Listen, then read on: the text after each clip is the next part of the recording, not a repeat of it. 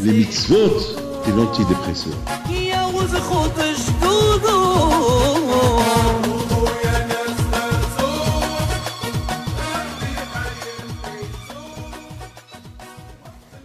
Peshut Morav Rabotai, avec la permission d'Hachem, aujourd'hui, vous êtes tous réunis nombreuses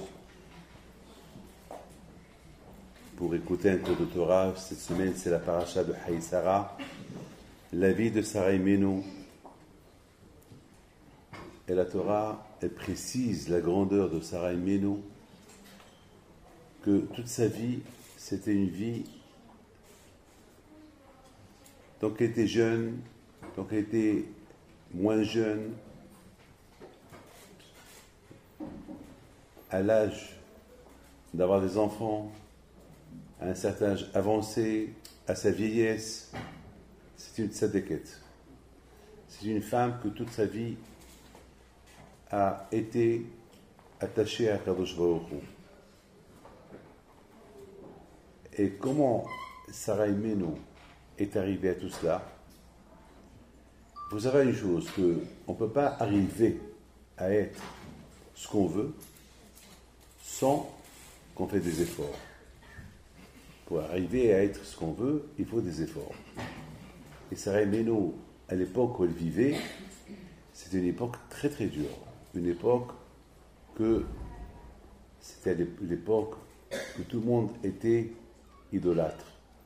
C'était la débauche d'un côté, c'était un monde comme aujourd'hui. Aujourd'hui, l'idolâtrie d'aujourd'hui, c'est les téléphones, c'est les ordinateurs, c'est l'Internet, c'est les iPads, c'est tous ces téléphones smart. Aujourd'hui, on voit des gens qui vont attendre des queues et des queues pendant une nuit entière pour acheter un nouveau téléphone. Et bon, pour vous dire, c'est l'idolâtrie du football, les gens qui vont se réveiller, voilà, le mondial il approche dans quelques temps, ils vont se réveiller à 2h du matin, 3h du matin, 4h du matin pour voir un match de football. Voilà, chaque génération et son idolâtrie. L'idolâtrie de l'argent, les gens qui pensent qu'à l'argent, ils ne vont même pas penser à autre chose qu'à l'argent. Et chaque génération et son idolâtrie. À l'époque, l'idolâtrie, c'était la vraie idolâtrie. Vénérer les étoiles, vénérer le soleil, vénérer la lune, vénérer tout ce qui est arbre, les arbres. Même, il y avait ceux qui vénéraient le sable. Pour eux, le sable, c'était Dieu. Donc, c'était une époque où il y avait un grand Yetzirah de l'idolâtrie. Et voilà, Sarah Imenu était là. Sarah Imenu était là, elle a compris que tout ça, c'est bidon. Entre vous et moi, il faut réfléchir. Entre vous et moi, il faut savoir des choses, que découvrir une vérité sans réflexion, on ne peut pas découvrir la vérité. La vérité, on découvre la vérité avec réflexion. Mais malheureusement, aujourd'hui, il n'y a même pas le temps pour réfléchir. On n'a pas le temps pour réfléchir. On dirait qu'on ne nous donne pas le temps pour réfléchir. Et lorsqu'on n'a pas le temps pour réfléchir, donc il y a un problème. Mais il faut trouver le temps pour réfléchir. Je voudrais simplement vous dire que, par exemple, si on parle du Shlom Bayit, écoutez bien ça, Shlom Bayit. Par exemple, pour moi, c'était une journée noire, hier, lundi. C'était une journée très noire de voir toutes ces femmes qui sont venues me voir hier. C'est un problème de couple. Vous savez, il y a des jours, c'est des journées de maladie, il y a des journées des femmes qui viennent demander. Je ne sais pas, on dirait quand je vais au roux, ils m'envoient chaque jour que je reçois les gens, ils m'envoient des cas, mais des cas suivis. Je vous en pardonne, des cas suivis. Hier, c'était le cas des cas, par exemple, dimanche, c'était le cas des maladies. Je me rappelle, dimanche, c'était le cas de maladies, c'est chimiquement, des maladies graves, des enfants, des femmes, des hommes, les uns après les autres. Hier, c'était le cas du Shlom Bayit. Et lorsque, vous savez, je pose des questions pour apprendre, vous savez, je veux savoir pourquoi il n'y a pas de Shlom Bayit, pour des bêtises. On sait qu'une maladie, elle vient, malheureusement, parce que c'est Hachem qui a voulu, ou je ne sais pas. L'argent, c'est bien pas là, ça, c'est Hachem qui le décide. Et le Shlom Bayit, c'est pas Kadosh Baruch Hu qui le décide. Le Shlom Bayit, c'est la maison. Le Shlom Bayit, c'est la maison. Ça vient de la maison. Il faut voir ce qui se passe à la maison. Ça, c'est pas Kadosh Baruch Hu qui décide, le contraire. De la part de Kadosh Baruch Hu, il veut que ça va bien à la maison. Pourquoi? Parce qu'on dit que lorsque l'homme il se marie, Kadosh Baruch Hu est très content, très heureux. Non seulement Kadosh Baruch Hu est très content, très heureux, mais Kadosh Baruch Hu, d'après le Zohar, il vient au mariage du couple. Il assiste au mariage. Vous vous rendez compte? Kadosh Baruch Hu, non seulement qui assiste au couple, mais au mariage avec le couple, mais Kadosh Baruch Hu, après, il monte au ciel, et il se réjouit tout seul. Il est content d'un mariage. Et la raison pourquoi Kadosh Baruch Hu est content d'un mariage, parce qu'un mariage, c'est la suivi, c'est le suivi. À quoi ça sert un mariage? À quoi ça sert un mariage s'il n'y a pas de suivi? Au contraire, Kadosh Baruch Hu est très content de ce mariage parce qu'il va avoir des enfants, et c'est des enfants qui vont remplir le monde. Vous croyez que le bon Dieu a créé le monde simplement pour avoir des arbres, des fruits, des légumes, des animaux, le soleil, la lune? C'est pas un but ça pour le bon Dieu. Le but d'Hachem dans un mariage, c'est de voir l'être humain naître et grandir et s'occuper de son monde. D'ailleurs, c'est écrit dans la Torah, quand je a dit à Adam Arishon, voilà, je te donne le monde, je te donne le monde pour le préserver, pour le protéger, pour le préserver, pour le faire travailler. Si l'homme ne travaille pas la terre, vous savez, on raconte que pourquoi Noah était aimé par tout le monde. Ben, Hachamim ils disent que Noah était aimé par tout le monde parce que Noah c'était le premier qui a inventé des outils pour travailler la terre. C'était lui le premier. Parce qu'à l'époque, les gens, ils travaillaient avec les outils, il n'y avait pas d'outils, ils travaillaient avec leurs mains, ils creusaient avec leurs mains. Ils vont même essayer de trouer le mur avec leurs mains. Alors, leurs mains s'abîmaient. Ils n'avaient pas la sagesse de prendre des outils et de faire travailler. Et Noah, il est venu, il a inventé des outils pour faire travailler le monde, pour qu'il puisse avancer, pour qu'il puisse labourer, pour qu'il puisse semer, etc., etc. Pour être menuisier. D'ailleurs, regardez, Adam Noah, c'était lui le premier qui a construit une teva inimaginable. Comment il a pu faire cette teva? C'est la force avec ses mains. Donc, à Kadosh Baruch Hu, la joie qu'il a Kadosh Baruch Hu dans un mariage, c'est la joie de voir un couple uni, un couple qui est bien dans sa peau. C'est ça la joie de Kadosh Baruch Hu. Et c'est à tel point que Kadosh Baruch Hu, il s'associe dans ce couple-là. Comme vous savez tous, il y a le mot Ish, il y a Isha. Il y a l'homme, il y a la femme. Ish, il y a un Yud. Dans le mot Ish, il y a Aleph, Yud, Shin. Et dans la femme, il y a Aleph, Shin, He. Donc il y a Yud Ke, il y a le nom d'Hachem. Yud Ke, c'est le nom d'Hachem. C'est quoi Kadosh Baruch Hu, lorsque l'homme et la femme, lorsque l'homme dit à sa femme, Areat Mikodeshetli, tu es ma femme, donc Kadosh Baruch Hu s'associe avec eux tout de suite. Tout de suite. C'est pas comme les autres qui disent, voulez-vous m'épouser? Non, il n'y a pas de voulez-vous m'épouser. Non, il n'y a pas. Kadosh Baruch Hu, l'homme dit à sa femme, est-ce que tu veux être ma reine, ma sainte? Voilà. Areat Mikodeshetli betaba'atzo. Et la taba'at, c'est bien, vous avez bien vu, la bague, elle est ronde. Vous avez bien vu la bague, elle n'est pas carrée, elle est ronde. C'est quoi? Le rond, c'est symbolique, le rond. Le rond, c'est très symbolique. Ce qui est symbolique dans le rond, c'est que dans le rond, il n'y a pas de coin. Il n'y a pas un petit coin. C'est pas carré. Parce que dans la vie d'un couple, tout est ouvert. Voilà.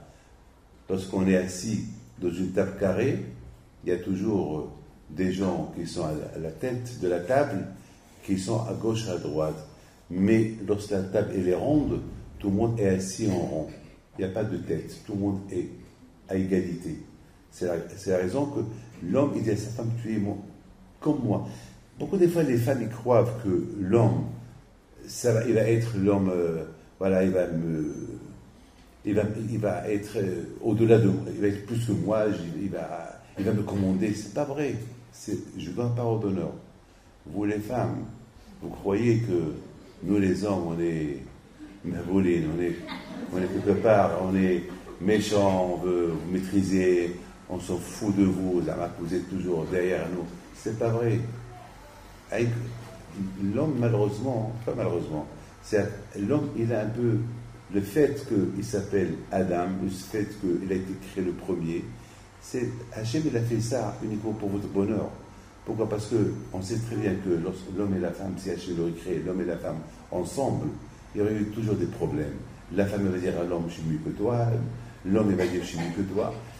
Pour le shalom du couple, il a fait qu'il y a un ordre. L'homme le premier, mais il dépend de sa femme. D'ailleurs, chez vous à la maison, vous savez très bien tout ce que vous voulez. Si vous n'êtes pas d'accord, rien ne se fait sans votre accord. Même choisir une maison, choisir un meuble, choisir même, je ne sais pas quoi. Même nos vêtements, c'est vous qui le choisissez. Alors, vous voyez que, vous, on ne rentre pas dans votre vie, et vous rentrez dans notre vie, nous, on ne dit rien du tout. Pourquoi? Parce que c'est comme ça. Et vous, soyez intelligente. Ne répondez pas le mari, laissez-le. Vous allez voir que lui-même, il va venir à ce que vous voulez.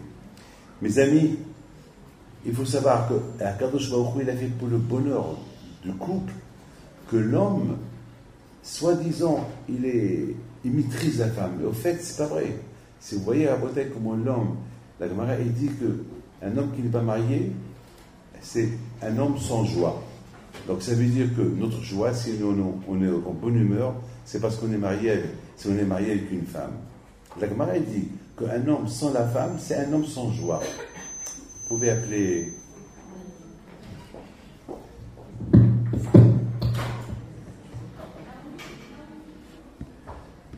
Donc mes amis,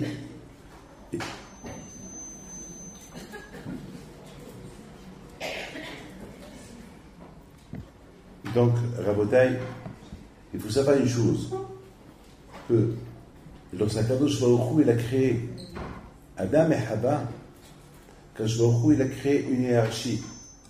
Et cette hiérarchie, elle est importante. Et cette hiérarchie, elle est importante pour le couple. Pourquoi Akadosh Baruch Hu, il a fait cela? Justement, c'est pour le bonheur du couple. Pour le bonheur du couple. Et la preuve, comme je viens de vous dire, lorsqu'un homme y épouse une femme, la première chose qu'il lui dit, tu es ma sainte. En disant cette phrase-là, tu es ma sainte, il y a Akadosh Baruch Hu qui s'installe. Lorsqu'il met la tabarat, la bague, dans ses mains, cette tabarat, cette bague qui est ronde, qui veut dire on est à égalité. On est à égalité. Et j'irai même plus loin. Je vous parle de mon père.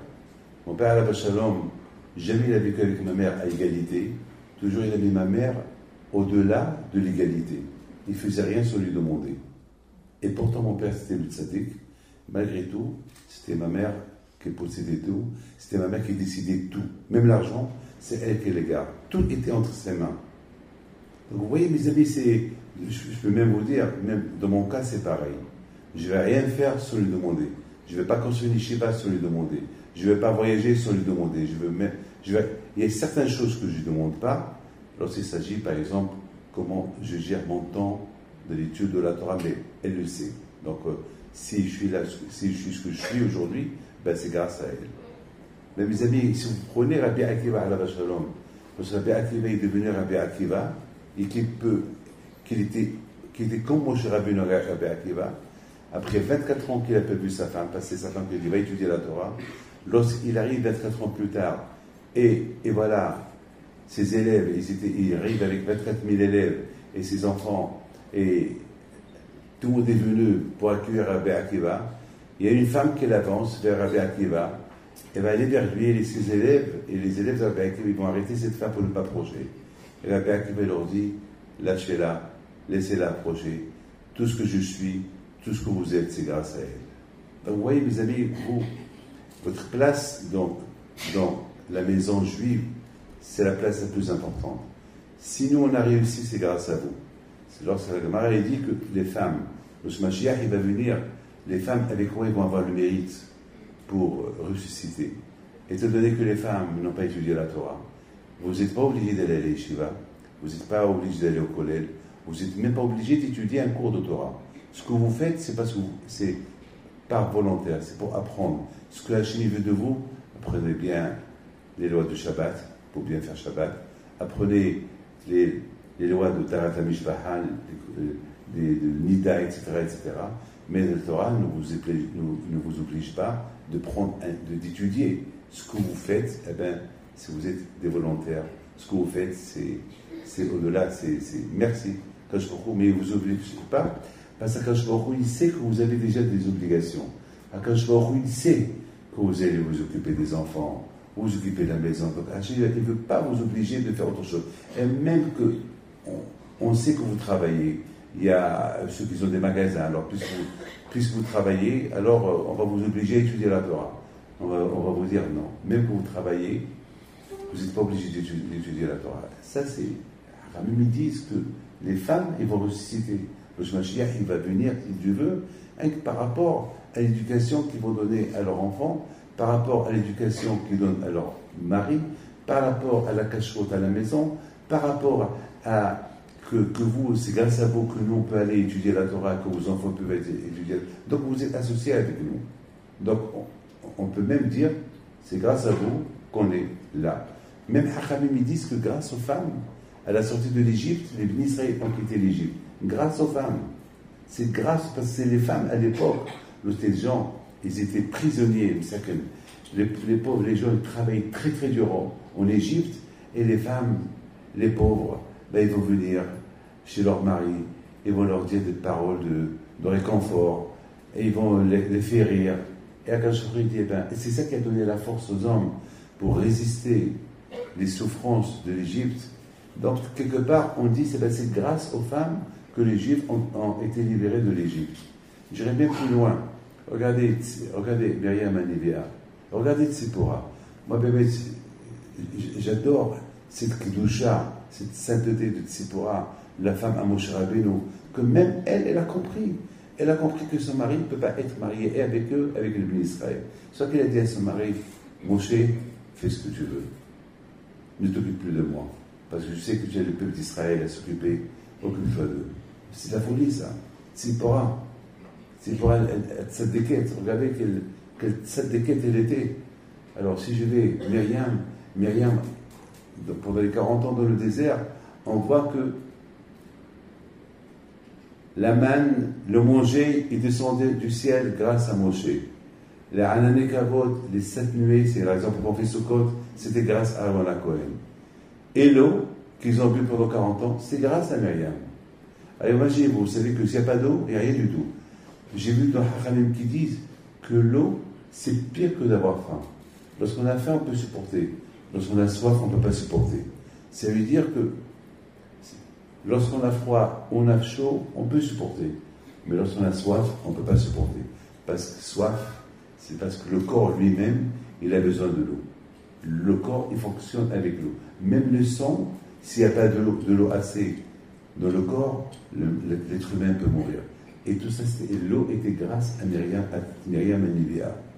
Donc vous voyez, mes enfants, que le rôle de la femme dans la vie juive, est tellement, tellement important que, écoutez bien ce que je vais vous dire. Il y avait toujours une question qui me tracassait la tête.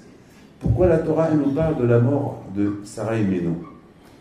Quelle est la raison? Et en plus, on a donné une paracha, on a donné le nom de la paracha, on lui a donné un titre qui s'appelle Haye Sarah. J'irai plus loin.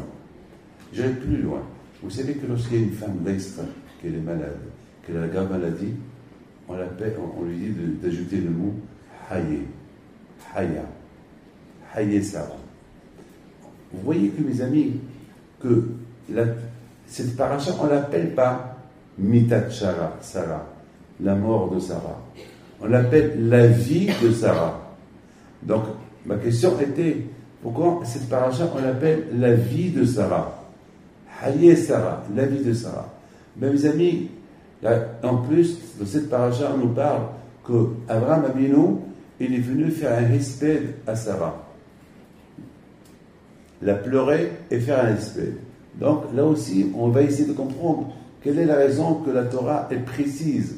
La vie de Sarah, la mort de Sarah, et que Abraham, il est venu lui faire un respect. Chose qu'on n'a pas fait pour Rivka, chose qu'on n'a pas fait pour Léa, pour Rachel, on n'a pas fait tout ça pour Zilpa et Bilha. Pour aucune femme, même pour Myriam, on n'a pas fait ça. Mais pour Sarah Imenu, regardez la paracha quand elle parle de Sarah Imenu. Hayé Sarah, la vie de Sarah, l'enterrement de Sarah. Abraham Abinu qui l'achète cette Mehara, cette grotte où il est enterré, Meharat Marpella, où il est enterré. Vous voyez bien, on parle beaucoup de Sarah, on parle beaucoup de sa mort. Alors que dans sa vie, on n'a pas beaucoup parlé de sa vie. On a parlé un peu de sa vie, pas autant qu'on a parlé à sa mort. Mes amis, il faut savoir une chose. Là, la Torah, quelque part, entre vous et moi, si je ne me trompe pas, c'est trop de précision que la Torah nous raconte sur Meharat Marpella, où Sarah a été enterrée.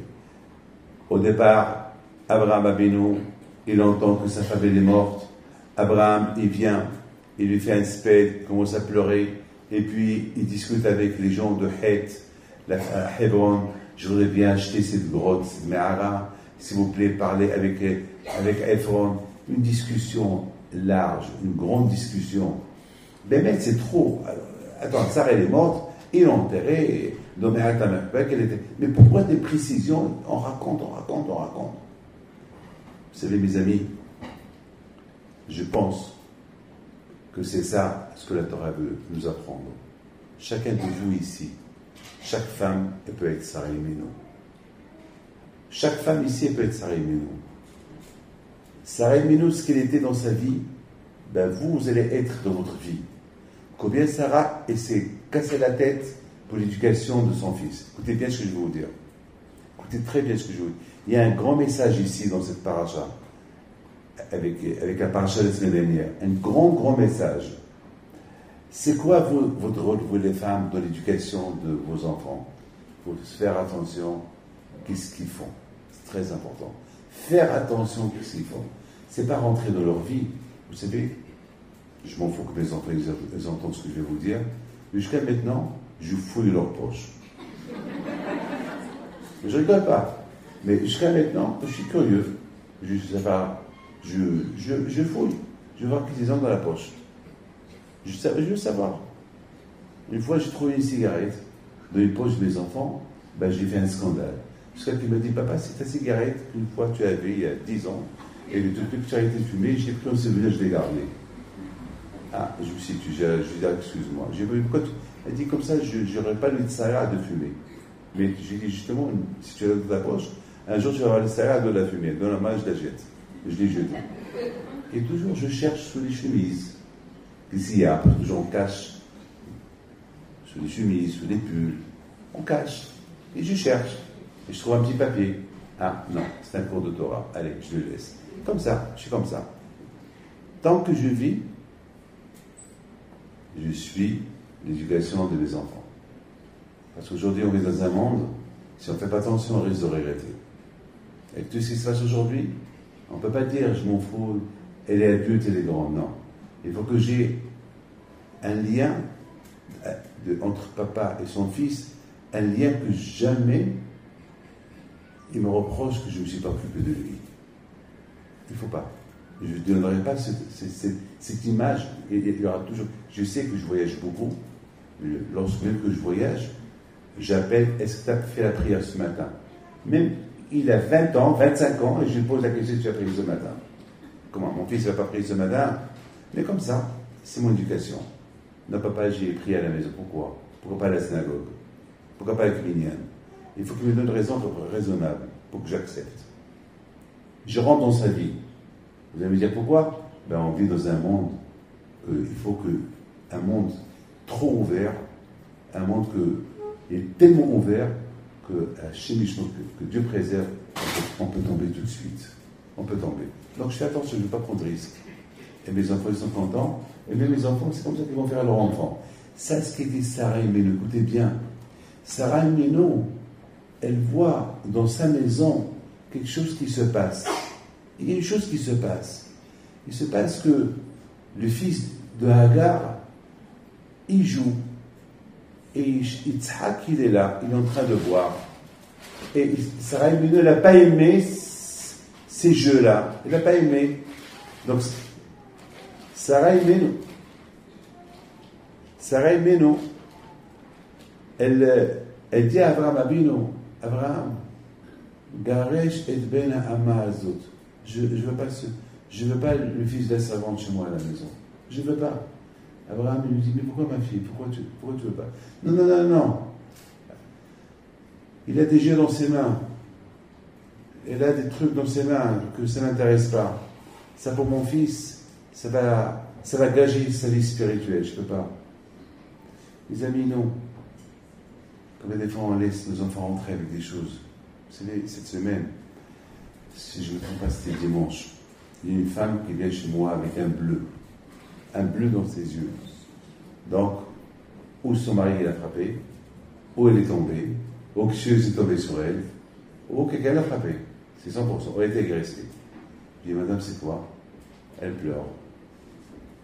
Il y avait sa fille à côté d'elle. Et je vois qu'elle regarde sa fille. Je vois que sa fille, elle regarde sa mère, elle a baissé les yeux, j'ai compris, c'est sa fille qui a frappé sa mère. Et j'ai dit à la fille, pourquoi? Tout de suite, je lui dis pourquoi? Je n'ai pas attendu. Je lui dis pourquoi? Elle me dit parce qu'elle m'interdit que je fais rentrer de copains à la maison. Alors je regarde la maman, elle me dit, Abbé David, mais vous n'avez pas dit de quelle heure à quelle heure ce copain il est resté dans sa chambre fermée. Et moi nous on était au lit, je dormais, et c'est au milieu de la nuit que j'entends des discussions que je n'avais pas compris. Je me réveille, et je vais vers la chambre de ma fille, et j'entends ce que j'entends, je tape à la porte, et dès que je tape à la porte, ma fille elle m'a agressé avec une bouteille. Alors, je regarde la fille, je lui dis, comment tu peux faire entrer un étranger à la maison? Mais quand même, c'est pas ta maison, c'est la maison de tes parents. Tu es avec un invité à la maison, tu fais partie de la maison.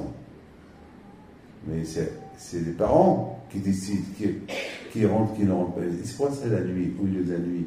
Et c'est quoi ça vers 4 h du matin? C'est quoi ça? Elle ne me répond pas. Quel âge elle a cette fille? 15 ans. Alors imaginez-vous, on ne parle pas d'ici une fille âgée, une fille majeure, une fille mineure. Une fille mineure, voilà de quoi on parle. Alors, madame, entre vous et moi, la faute à qui ici dans cette histoire? De la maman, des parents ou de la fille? Vous allez accuser la fille, moi j'accuse les parents. Moi j'accuse les parents, pourquoi? Parce que pour que cette fille-là, elle arrive à ce niveau, c'est qu'il y a eu déjà des antécédents, il y a eu déjà des choses que la maman lui a permis. Je m'excuse. Il y a déjà des choses que la maman lui a permis.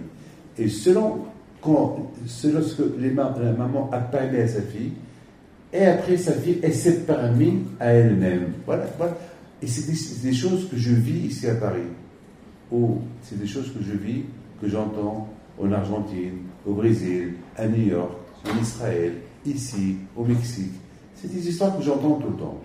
Donc, Sarah Meno, elle n'a pas voulu donner l'occasion à ce que Yitzhak Avinu, il apprend des choses et après il va se permettre à faire des choses. Donc tout de suite, elle a fait un stop. Abraham Avinu, qui était il était anav, il était tam, il était un homme normal, il n'a pas bien compris, il n'est pas encore rentré dans la tête de Sarah Meno, parce que l'autre c'est son fils, et l'autre c'est son fils. Et Abraham dit à sa femme, mais ma fille, pourquoi tu le fais? Pourquoi tu veux que je le jette, lui et sa mère? Je ne peux pas. Elle avait de la peine. Voilà, Hachem, il vient chez Abraham et lui dit, tu écoutes ta femme elle voit loin.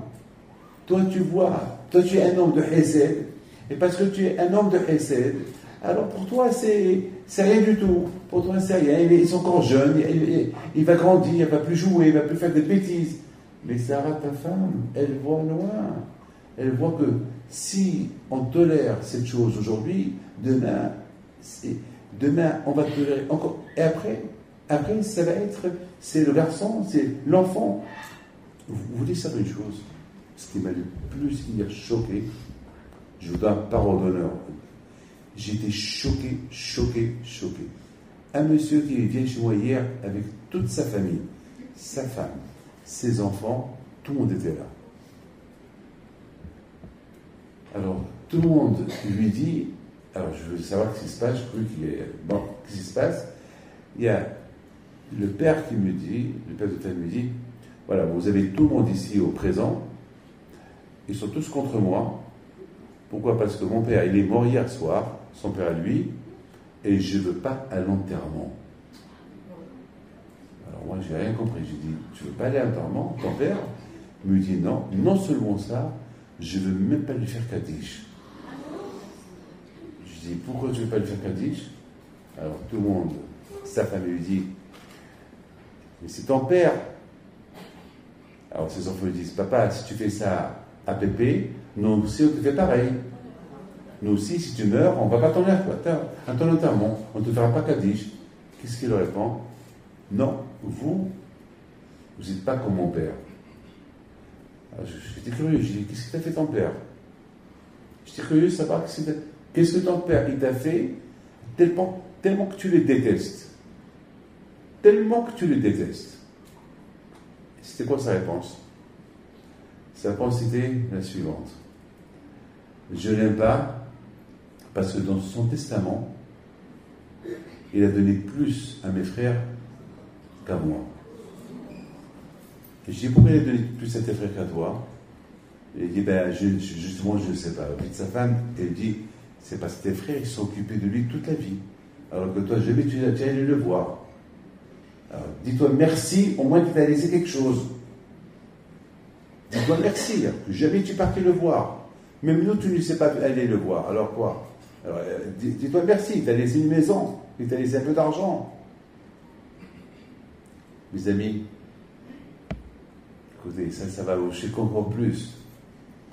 Mais, avec tout ce que j'ai pu lui parler, et j'ai obtenu zéro de lui, ça m'a fait tellement de la peine, tellement de la peine. Je me suis dit, voilà mes amis, voilà le monde où on vit. Un monde de l'argent, un monde où on donne priorité à l'argent, priorité à des bêtises. Eh bien, la vie juive, c'est donner priorité à la Torah. Si vous voulez bien vivre votre vie juive, il faut bien donner priorité à la Torah. Si vous voulez vivre bien. Mais mes amis, c'est ça, Sarah et Méno. Écoutez bien. On dit, voici la vie de Sarah. On ne dit pas, voici la mort de Sarah. Parce que même que Sarah, elle est morte, sa vie, elle continue encore. Ce qu'elle a éduqué comme éducation à ses enfants, ça continue. Mes amis, je me rappelle une fois, Rabbi Shalom Issas, Alav Shalom, le grand tzaddik Rabbi Shalom Issas, qui était le grand rabbin du Maroc, et après était le grand rabbin de Jérusalem, Rabbi Shalom Issas. Je me rappelle lorsque j'avais 27, 28 ans au Maroc, à la Iloula de Rabbi Haim Pinto. Et lui était l'invité d'honneur, il est venu à la Iloula. Je me rappelle, jamais j'oublierai ces phrases-là. Il a dit une phrase facile. Il a dit, on est tous réunis ici pour célébrer la Iloula de Rabbi Haim Pinto. Et qu'est-ce qu'il a dit? Il a dit, si Rabbi Haim Pinto était riche, il aurait hérité la richesse, l'argent à ses enfants. Ben cet argent aujourd'hui, peut-être il aurait été perdu. Peut-être que cet argent, il n'est pas éternel. L'argent, aujourd'hui tu as l'argent, demain tu n'as plus d'argent. Je connais beaucoup des riches qui étaient riches hier, qui sont pauvres aujourd'hui. Il y a même des riches qui me donnaient plein d'argent avant, mais aujourd'hui c'est moi qui leur donne de l'argent. La vie, la roue, elle a tourné. Et il a dit à Rabbi Shalom Issas la chose suivante. Il a dit Rabbi Haim Pinto, ce qu'il a laissé, ben, il a laissé Zechot Avot, le mérite des parents. Il a laissé la Torah. Il a éduqué ses enfants. Ses enfants, ils ont éduqué les petits-enfants. Et voilà jusqu'à nous, jusqu'à les enfants des petits-enfants de Rabbi Haim Pinto. Voilà le vrai héritage. C'est ça, elle est Haye Sarah. La vie de Sarah, même qu'elle est morte, on continue à parler de sa vie. C'est quoi la vie de Sarah et Méno? Eh bien, la vie de Sarah et Méno, c'est la suite. Nous, on continue, vous les femmes, vous faites la suite de Sarah. Donc, chacune de vous, c'est une Sarah et Méno, parce que c'est la suite de la vie de Sarah. Alors, mes amis, regardez dans cette paracha, on parle beaucoup comment on l'a enterré, on parle beaucoup de la façon comment Abraham, il a pleuré, et on appelle tout cela la vie de Sarah, et non pas la mort de Sarah. Parce que Sarah Iméno, elle n'est pas morte, elle est vivante. Si vous parlez de Rachel Iméno, dans la semaine on a fait ça Iloula, qu'est-ce qu'on dit sur Rachel Iméno? Rachel, elle pleure ses enfants. Mais Rachel, elle est morte. C'est quoi Rachel? Et qu'est-ce qu'Hachem lui dit? Rachel, ne pleure pas, j'entends ta voix, n'aie pas peur, ne pleure pas pour tes enfants, tes petits-enfants. Tu vas voir, je vais les libérer. Mais Rachel, elle est morte, elle n'est pas vivante. Entre vous et moi, est-ce que vous avez entendu un mort qui pleure? Un mort ne pleure pas. Un mort, il est mort. Alors, c'est quoi Rachel, elle pleure, les enfants? Ben justement, mes amis, les tzadikim, ils ne sont pas morts. Les tzadikim, lorsqu'ils voient que nous, on souffre, ils pleurent. C'est ça le mot, elle est Haye Sarah. Toute la vie de Sarah, elle était à égalité. Toute la vie de Sarah, c'était une image pour les femmes, les générations à venir. Chaque femme, comme on voit, chaque femme doit faire attention. Les jeux qui rentrent à la maison. Et les jeux dont vos enfants y jouent. Vous savez, je n'ai pas le droit de vous le dire, mais je vous le dis. Il y a un nouveau jeu sur Internet, je ne sais pas quel jeu c'est. De se pendre et d'éviter la pendation à la dernière minute. On appelle ça un jeu russe, je ne sais pas comment on appelle ce jeu. C'est un jeu. Donc, vous savez combien d'enfants ils sont morts dans le monde? Donc vous savez combien ils sont morts? Vous savez que c'est des jeux graves. Vous savez, une femme elle est venue chez moi hier. Elle a dit, David, mon fils, il fait des jeux. Et il joue des jeux graves. Des jeux qu'un matin, je ne peux pas le trouver vivant. Je lui dis, madame, depuis le départ, tu as dû faire attention. Maintenant, qu'est-ce que je te dise? Alors, dans à côté de lui, surveille-le. Surveille-le. Sarah Emmanuel, elle a vu un jeu qui est rentré à la maison. Un jeu qui n'est pas caché. Vatere, Sarah et Ben Hagar Amitzkit Metzahek. Il a vu un jeu qui est rentré à la maison. Un jeu qui n'est pas dans l'idéologie juive. Un jeu qui n'est pas dans le Dechatora. Un jeu qui peut devenir dangereux. On va lui permettre de faire un jeu aujourd'hui. Demain, il va se permettre un autre jeu. Et après, c'est trop tard. C'est ça la grandeur de Sarah. Tout de suite, Sarah, elle a fait un blocage. Elle dit à Abraham, je ne veux pas chez moi à la maison. Sinon, eh ben, je quitte la maison, moi et mon fils. Tout de suite, quand je lui dis à Abraham, tu écoutes Sarah, elle a raison. Pourquoi des fois, nous, les parents, les papas, on dit ça, c'est rien. Vous, les femmes, le bon Dieu, il vous a donné une chorma que nous, on n'a pas. Ouais, je vous le dis. Vous, je crois qu'on n'a pas, comment ça s'appelle, l'audace de le dire, on n'a pas, on est un peu orgueilleux de le dire, mais vous êtes plus intelligents que nous. Voilà, je vous le dis. Akash Baruch Hu vous a donné Bina Itera.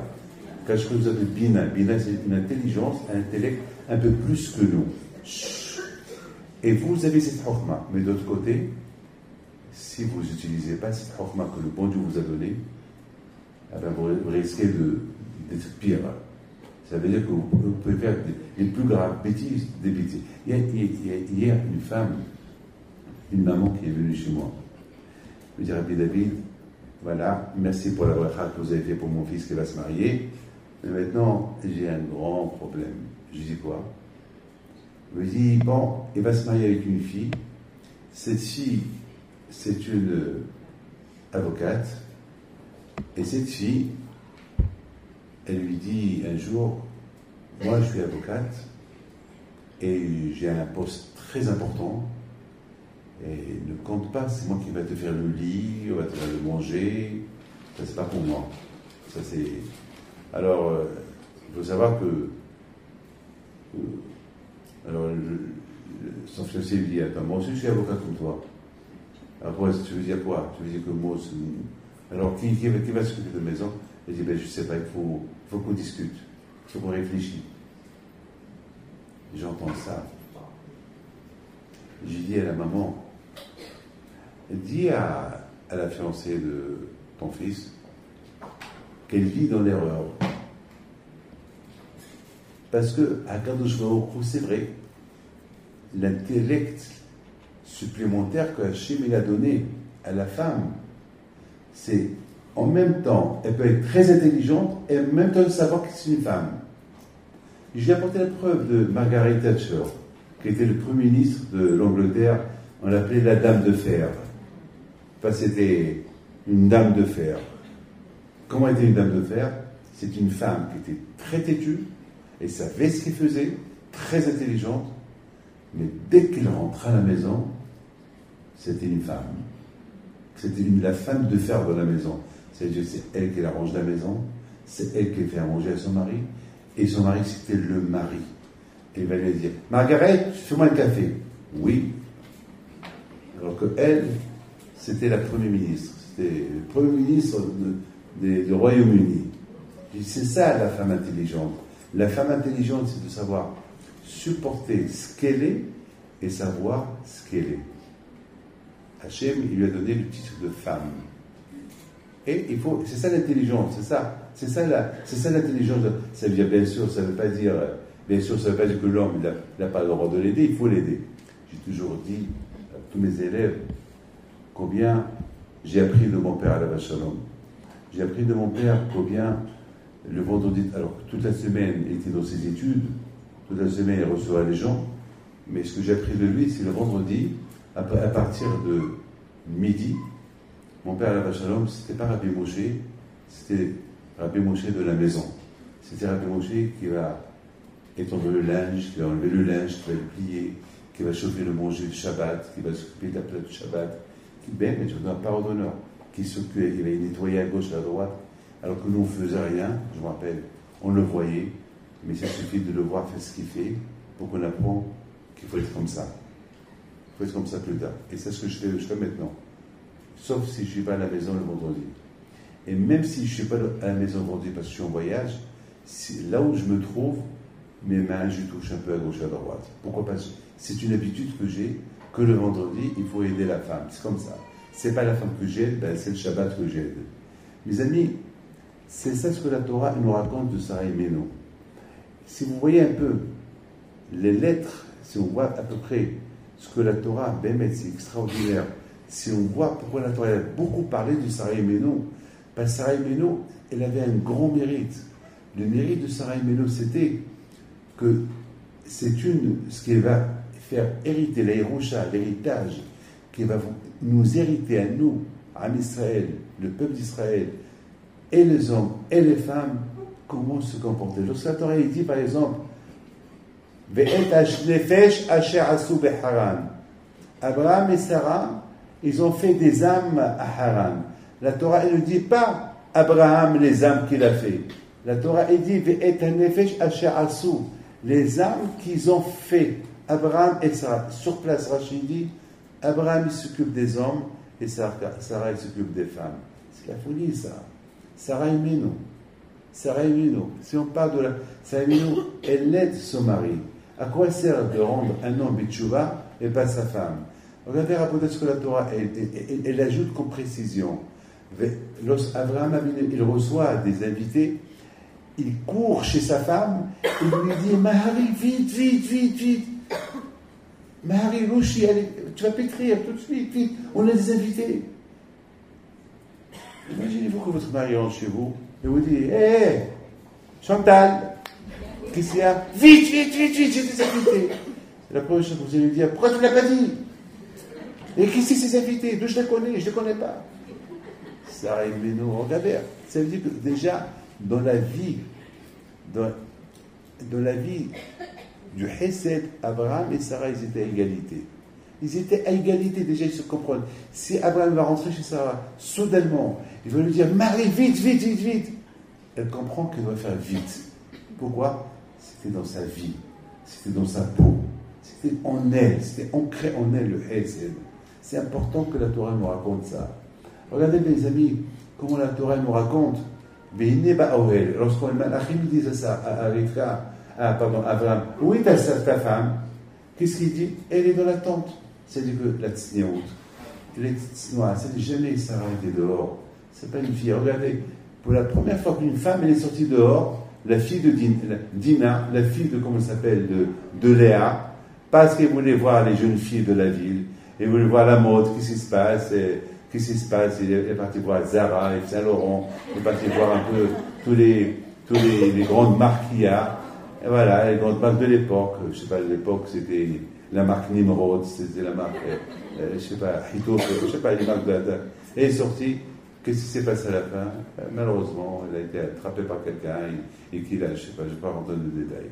Sarah et Méno, c'était une Sarah de la maison. C'était une Sarah de la maison. On ne vous dit pas d'être à la maison, on ne va pas vous enfermer comme Sarah. Ne croyez pas qu'Abraham Avinu il a enfermé Sarah, sa femme. C'est Sarah, qui a compris. Elle est belle, elle sait qu'elle est belle, elle sait que elle est trop dans la rue, c'est les hommes qui vont la voir. C'est pas la peine que les hommes la voient. Aujourd'hui, il y a des belles femmes, et qu'est-ce qu'ils vont faire ces femmes-là? Ils vont être plus belles que les hommes. Comme cette semaine, en Argentine, il y avait un problème entre un couple, et c'était quoi le problème? Le problème était que le mari reproche à sa femme, il lui reproche un reproche. Donc, elle a cru que Zama, en venant chez moi, elle va obtenir gain de cause. Parce que là, on a beaucoup entendu parler de moi, elle a cru que je vais la comprendre. Alors, c'est quoi le problème? Le problème, elle, c'est une femme qui est mignonne, elle s'habille pas très très bien, pas trop de snéoute, et tout le monde qui la regarde, et surtout si ça s'assoit, c'est pas de snéoute du tout. Donc, le mari, ça le gêne, il n'est pas bien. Je le comprends, il n'est pas bien. Je le comprends. Je les entends les deux parler, et je dis à la femme, qu'est-ce que vous dites, vous?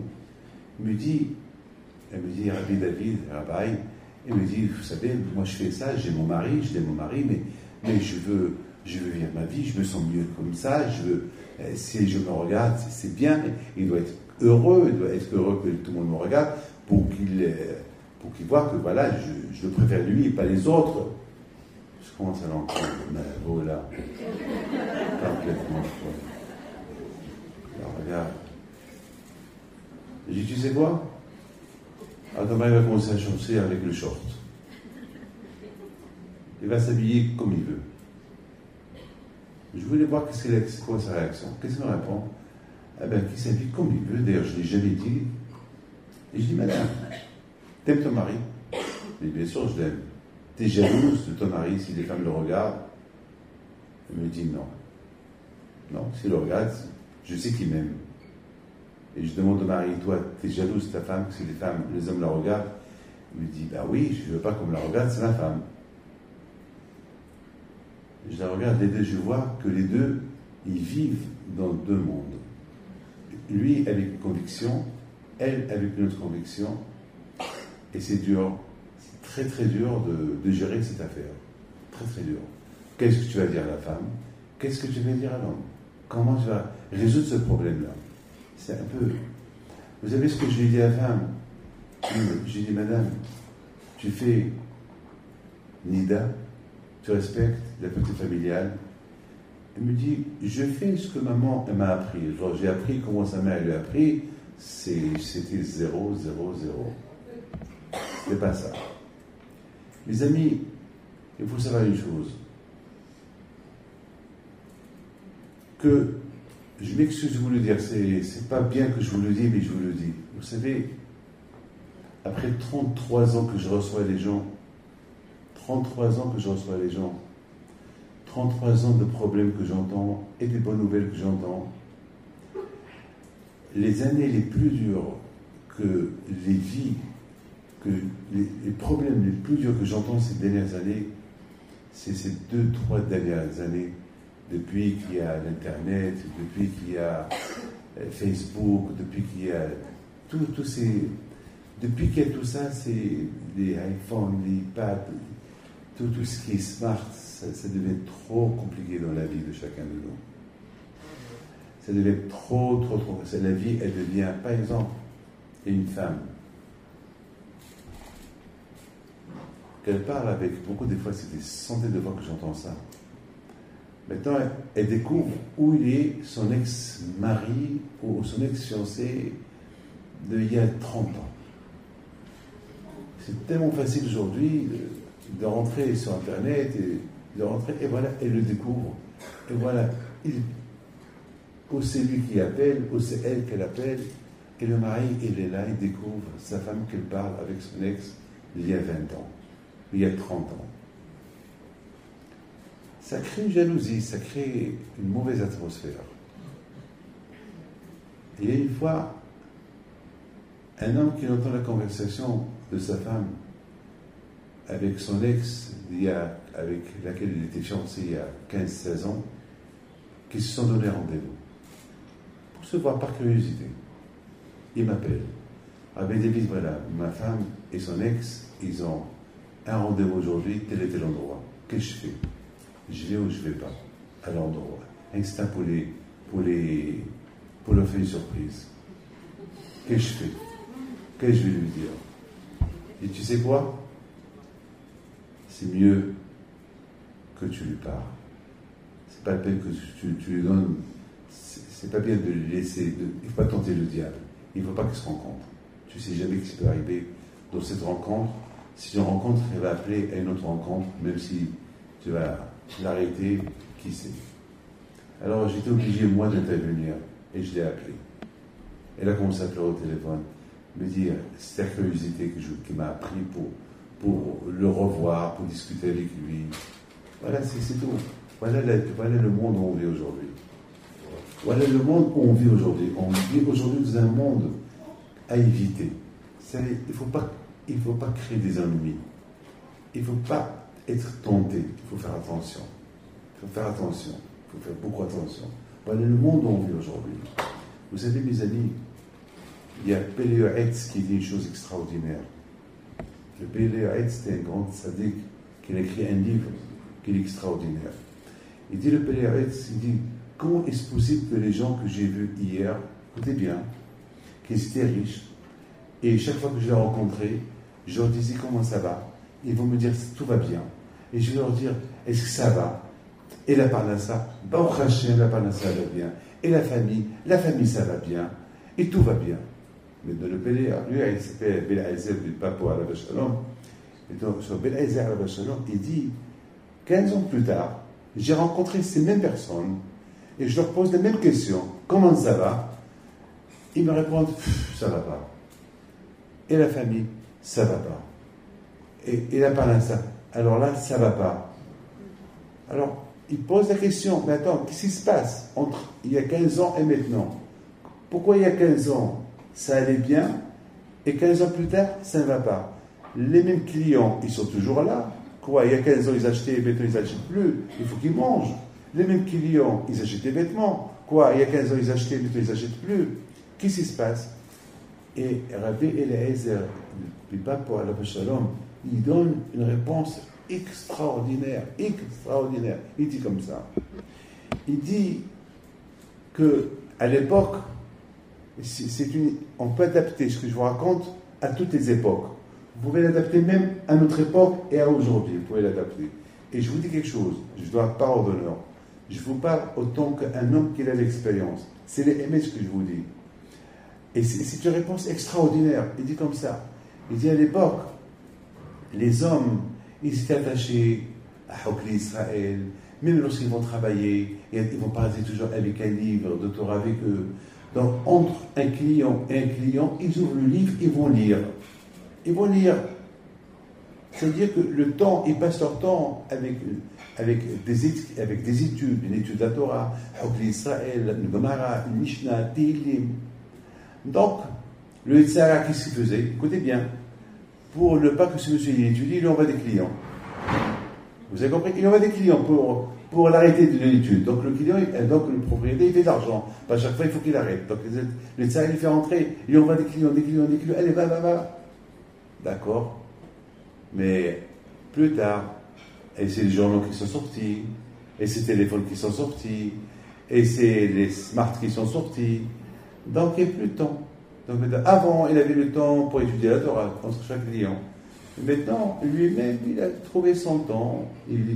Puisqu'il n'étudie plus la Torah, donc le Tzara, il n'y envoie plus les clients. C'est tout.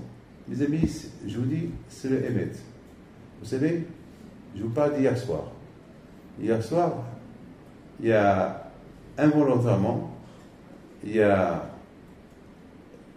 un de mes amis qui m'a apporté hier un journal, et il y avait là-bas un sujet que je voulais lire. Je lui ai dit, tu me le donnes, donne-moi le journal. Et puis j'arrive à la maison, entre-temps j'oublie du journal, et je voulais étudier, c'est le soir, c'est le temps que j'ai pour étudier, je pose tout, et hop, je me rappelle du journal. Alors, lorsque je parlais avec ma femme, je parlais avec les enfants, je n'ai pas pensé au journal. Et rien que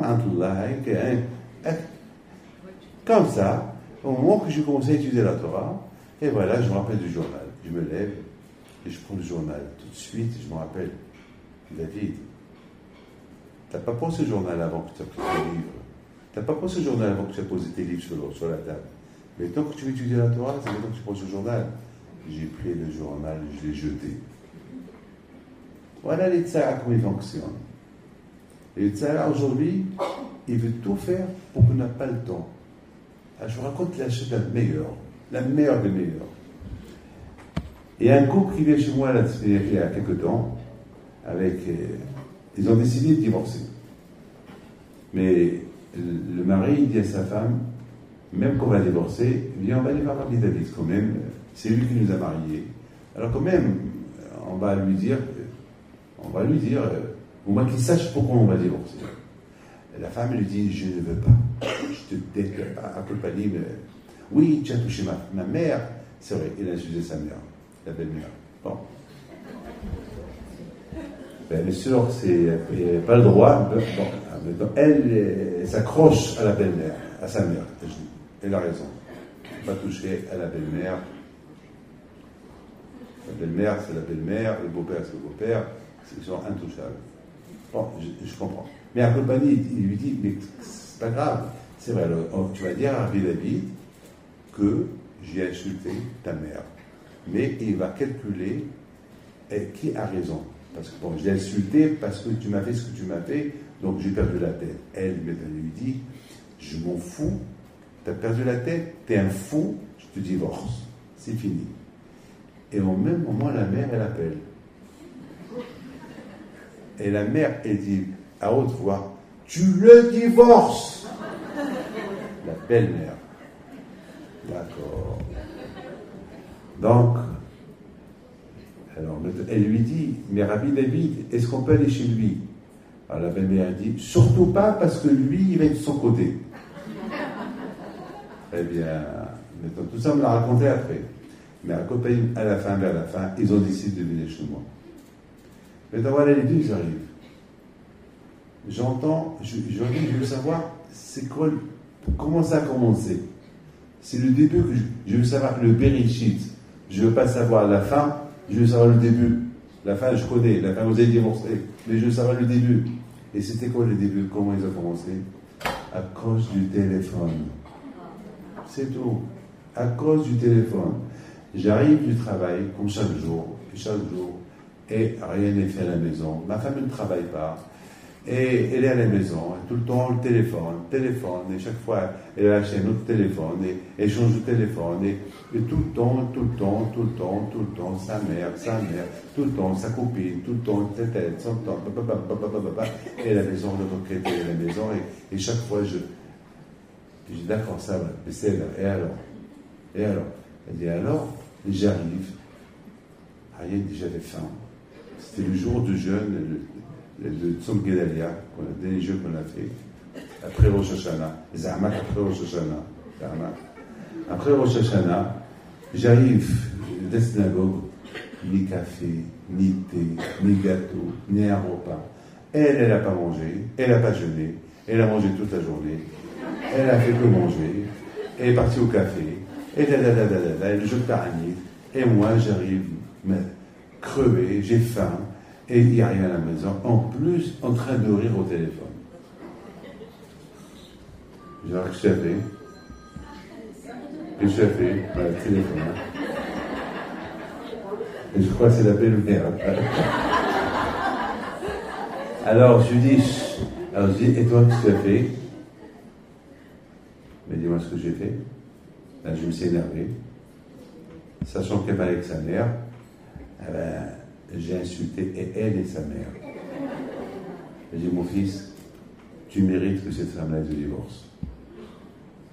Et tu mérites qu'elle te divorce. Parce que tu n'as pas le droit d'insulter, tu n'as pas le droit de faire, il faut le respect. Tu aurais pu rentrer et tu parles doucement. Mais toi, je comprends que chaque fois que tu rentres à la maison, tu fais chaque jour des guerres. Et avec les guerres, on n'arrange pas les choses. Avec les guerres, on rend les choses encore plus compliquées. Tu vois que ta femme ne te fait pas manger, toi tu te fais à manger. Tu achètes, elle va comprendre. Et c'est comme ça qu'il faut l'éduquer. Mais de la façon dont tu es en train de faire, voilà, tu as gagné quoi? Comme ça, tu insultes. D'après voilà, maintenant, tu regrettes. C'est-à-dire que tu as mal fait. C'est-à-dire, il faut savoir. C'est vrai que, enfin, vous m'avez compris que, voilà, malheureusement, voilà où les choses ils sont arrivées. Jusqu'à maintenant, on n'a pas encore réussi. J'ai pas encore réussi à les mettre ensemble. Il y a toujours les nerfs, il y a toujours la femme, elle est encore blessée. Je les comprends. Mais j'espère avec les deux dieux qui vont faire la paix. Mais je peux vous dire que, voilà, il faut savoir une chose. La vie de Sarah Imeno, la patience qu'elle avait, prévenir le mal qui ne rentre pas à la maison. Écoutez bien, l'homme et la femme ensemble pour l'éducation de la maison. L'homme et la femme s'associer. C'est pas que le mari ou la femme dit moi je suis mieux que toi tu es mieux que moi. Chacun il doit dire toi tu es mieux que moi. C'est comme ça mes amis, c'est comme ça. C'était comme ça. Sarah et consulte son mari et consulte sa femme. Et les deux vivaient dans la même longueur de la vie. À tel point que Sarah Imeno est devenue pour nous quoi? Elle est Haye Sarah. Voici la vie de Sarah. C'est pas voici la mort de Sarah. Sa vie, la vie de Sarah, elle continue jusqu'à maintenant. Jusqu'à maintenant, encore, on vit la vie. Vous vivez la vie de Sarah. Et nous, les hommes, on vit aussi la vie de Sarah Imeno. On vit la vie d'Abraham, Yitzhak, Yaakov. Et c'est ça. Aujourd'hui, toutes les époques et son époque. Aujourd'hui, on vit une époque dure. Une époque très très dure. Ben, mais je donne la parole de... Vous savez, Rav Shlomo Alav Shalom, lorsque sa femme elle est décédée, la première chose qu'il a fait, il était là, Satan, il a son cercueil, il va vers elle, il l'appelle par son nom, il dit la coutume, elle veut que je demande pardon involontairement, mais étant donné que toi et moi on a vécu toujours en harmonie, en paix, tu n'as jamais rien fait de mal, moi je n'ai rien fait de mal, donc il n'y a pas de pardon à te demander. Regardez. Lorsque Rav Shlomo est rentré chez lui à la maison, après une journée à l'Yeshiva, il secouait, regardez-moi tous, il secouait sa veste. L'élève qui l'accompagne dit pourquoi vous secouez la veste? Il dit ben, je rentre à la maison. Il ne faut pas que j'ai la pellicule sur ma veste. C'est pas qu'à vote pour ma femme qu'elle voit. Regardez comment. Et après il lui dit mais il y a Hachem à la maison. Il y a le bon Dieu lorsqu'on est en paix. Il y a Hachem à la maison. Pour le kavod d'Hachem. Mais je vais réunir le nom d'Hachem. Parce que l'homme, la femme et Hachem, ils sont à la maison. Lorsque l'homme rentre, il complète le nom d'Hachem. Lorsqu'il y a l'homme seul à la maison, il y a Dieu avec lui. Lorsque la femme, elle rentre, elle complète le nom d'Hachem. Hachem, il se trouve à la maison lorsqu'il y a la paix à la maison. Elle est Haye Sarah. Voici la vie de Sarah. La vie de Sarah, c'est la réussite, Sarah Imeno, à faire, à donner, à donner son héritage spirituel à ses enfants, et pour dire qu'elle a accompli sa mission dans sa vie. Sachez, elle n'a pas encore accompli sa mission de sa vie. Elle est encore vivante. Elle est Haye Sarah. La première chose est savoir toujours il y a Hachem à la maison. C'est la raison où le mariage avec Hachem entre l'homme et la femme commence sous la Choupa. Sous la Choupa, déjà, quand je vois, il est content. Il est content de quoi? Parce que maintenant, il va y avoir des naissances. Des naissances qui vont être une image du couple. Pour me préserver avec eux toute une vie. Tout le temps, je serai avec eux. Et toi, je termine. Pourquoi on pleure la mort? Voilà. Ça, c'est quelque chose que vous ne savez pas. Pourquoi on pleure la mort? Écoutez bien. Pourquoi on pleure la mort? Et je vous donne parole d'honneur. Il y a beaucoup de réponses et aucune réponse m'a donné satisfaction. Pourquoi on pleure la mort? Une femme elle a quitté ce monde. Regardez la semaine dernière combien on a pleuré. Rabbi Youssef. Regardez. Et Rabbi Youssef Alav Shalom, lui sa femme, c'était l'exemplaire. Magali Zochron Ibrahim. C'était vraiment un exemplaire extraordinaire. Une fois, sa femme, elle lui dit « Là où tu vas, je vais ». Il y a un livre qui est sorti « Là où tu vas, je vais ». Ça veut dire, voilà, je sais, te fais confiance. Je sais ce que tu vas faire, c'est que du bien. Alors je vais. Mais est-ce qu'on a entendu une femme qui dit ça à son mari? Là où tu vas, je vais. C'est dur. C'est dur. Là où tu vas, je verrai. Elle va dire, ben, là où tu vas, je verrai. Il n'y a pas. Ou bien, s'il lui dit, là où tu vas, je vais. Bon, c'est extraordinaire. Mais pourquoi on pleure la mort? C'est pourquoi on pleure la mort. De toute façon, la mort, elle est inévitable. On est tous appelés un jour à partir. Bien sûr, au plus tard possible, si Dieu veut. Au plus tard possible. Mais un jour, on est appelé à partir. Mais pourquoi on pleure la mort? C'est pourquoi on pleure la mort. C'est parce que tant que l'homme et la femme étaient vivants, il y avait Dieu avec eux. Maintenant, l'homme est parti, il reste que Dieu et la femme. Oh, la femme elle est partie, il ne reste que Dieu et l'homme. Il manque cette union du nom de Dieu. Ben, c'est ça pourquoi. C'est la raison pourquoi on pleure. On pleure que cette désunion qui se fait malgré, à cause qu'il faut que ça se passe. La Gemara dit que lorsqu'il y a un divorce, le Beit HaMikdash, qui est à Kadosh Baruch Hu, il pleure. Pourquoi Kadosh Baruch Hu pleure lorsqu'il y a un divorce? Parce que Hachem était bien avec eux. Et depuis qu'ils ont commencé à avoir des problèmes, Hachem n'est plus avec eux. Et puisqu'Hachem n'est plus avec eux, Hachem, il est en stand-by. Peut-être qu'ils vont faire la paix. Lorsqu'il n'y a pas de la paix et il y a le divorce, Hachem il pleure. Dommage, j'étais bien avec eux. Dommage, je ne suis plus avec eux. Ça y est, ils m'ont laissé de côté. Hachem il pleure. Hachem il pleure dans le divorce et nous on pleure lorsqu'il y a la mort. Parce que c'est dommage. Lorsqu'il y avait le couple ensemble, on voyait comment ils vivaient, on apprend d'eux, et Hachem avec eux.